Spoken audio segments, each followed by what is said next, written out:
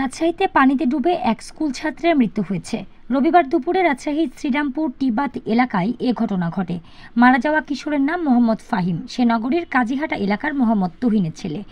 রাজশাহীর Shahid Mamun Mahmud police line school and কলেজের ১০ম শ্রেণীর শিক্ষার্থী ছিল ফাহিম। নগরীর রাজপাড়া থানার ভারপ্রাপ্ত কর্মকর্তা আশরাফুল ইসলাম জানান, দুপুরে পদ্মা নদীতে বন্ধুদের সাথে গোসল করতে নামে ফাহিম। এ সময় সে পানিতে ডুবে যায়। পরে ফায়ার সার্ভিসের রাজশাহী সদর স্টেশনের একটি দল গিয়ে তাকে উদ্ধার করে।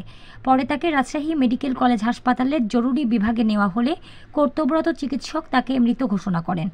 ওসি আরও জানান, নদীর পাড় রাজপাড়া থানার মধ্যে হলেও নদীর দামকুড়া থানার ভেতরে, তাই এ নিয়ে দামকুড়া থানায় একটি অপমৃত্যুর মামলা হবে। আইনি প্রক্রিয়া শেষে লাশ পরিবারের কাছে হস্তান্তর করা হবে।